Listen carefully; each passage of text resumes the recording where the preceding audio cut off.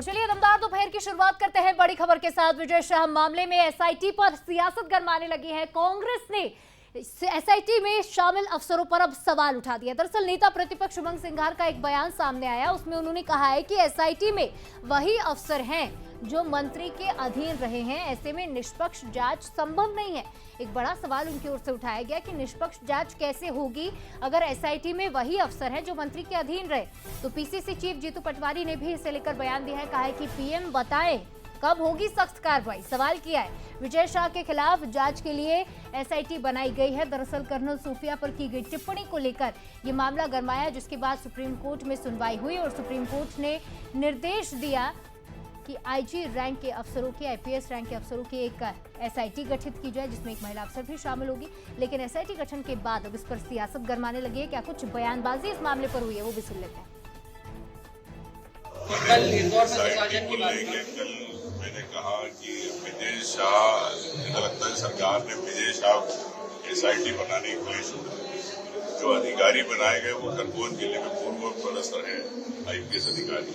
तो आप इसे विजय शाह के खिलाफ कैसे आप रिपोर्ट दे सकती है सरकार? तो मैं समझता हूँ कि सीधे सीधे सर्वोच्च न्यायालय का अपमान उनको देना पड़ेगा कि विजय शाह ने एक बहन का अपमान किया और अद्भुत अकल्पनीय किया। सुप्रीम कोर्ट ने इंटरप्ट किया, हाई कोर्ट ने एक तरह से सजा दी।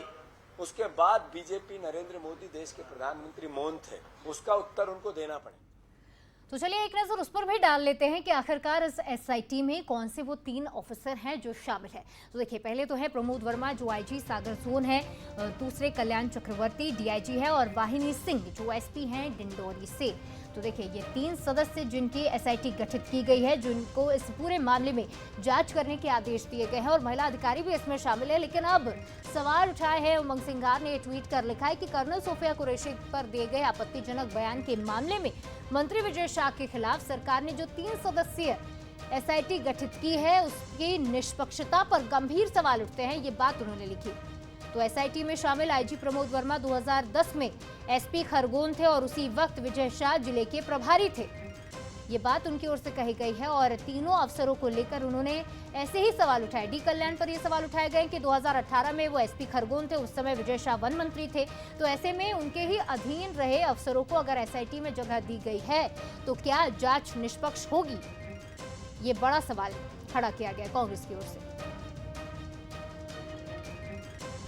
तो विजय शाह ने कर्नल सूफिया को लेकर विवादित टिप्पणी की थी और उस भद्दे बयान के बाद लगातार ही देश भर में आक्रोश देखने को मिला। लेकिन उसके बाद सियासत भी लगातार जोर पकड़ने लगे और एसआईटी गठित करने के आदेश सुप्रीम कोर्ट ने दिए, जिसके बाद ये मामला और भी ज्यादा गरमाया क्योंकि 3 जो अधिकारी कहे गए थे वो मध्य प्रदेश के बाहर के अधिकारियों को कहा जा रहा था कि लिया जाए एसआईटी में, लेकिन अब उन पर ही सवाल उठ रहे हैं। चलिए इस खबर पर ज्यादा चर्चा करेंगे। 2 राजनीतिक मेहमान हमारे साथ जुड़ रहे हैं। डॉक्टर हितेश वाजपेयी, पूर्व अध्यक्ष नागरिक आपूर्ति निगम, हमारे साथ जुड़ गए। हितेश जी, सबसे पहला सवाल तो जो कांग्रेस ने उठाया है उसी पर मैं आपसे करना चाहूंगी कि जो कोर्ट ने नाम दिए हैं उसमें आंख में चोली खेल रही है सरकार, ये कहना है कांग्रेस का, क्या कहना चाहेंगे आप? इस पर एक टिप्पणी चाहूंगी। देखिए, कांग्रेस की तो मति भ्रष्ट हो गई है। कांग्रेस फिर वही अपराध कर रही है जो करती आई है। जैसे सेनाओं की यूनिफॉर्म पे सवाल उठाती है, उनने ऑपरेशन सिंदूर किया कि नहीं किया, वहां कुछ किया कि नहीं किया। आप लगातार देख रहे हैं ना राहुल गांधी। यही चीज अब आप मध्य प्रदेश में देखिए कि आज जो हमारे मैन इन यूनिफॉर्म हैं, सीनियर आईपीएस ऑफिसर्स हैं, उनकी आचरण की संदिग्धता क्रिएट करने का काम, उनके आचरण पे, उनके प्रोफेशनल बिहेवियर पर टिप्पणी करने का काम कांग्रेस कर रही है, उस पर संदेह जता के। ये हमेशा यही करते हैं कि इन सर्विस लोगों को संदेह के दायरे में अपनी कुत्सित राजनीति के लिए लेकर आते हैं। इनके पास कोई सबूत नहीं है, इनके पास कुछ भी नहीं है, लेकिन इनने आरोप लगा दिया, अरे वो तीनों तो मिले हुए हैं जी।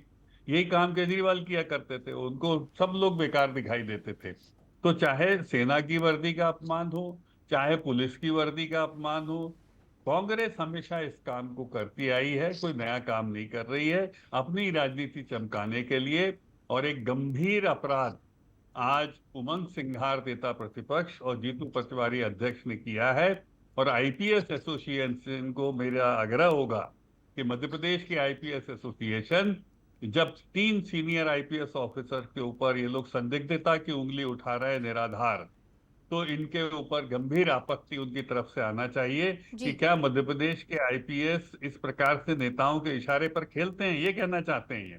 जी। शर्म आनी चाहिए उनको ऐसा आरोप लगाते हुए जिसका कोई आधार, कोई तथ्य इन नेता आईपीएस ऑफिसरों के संदर्भ में उनके पास नहीं है।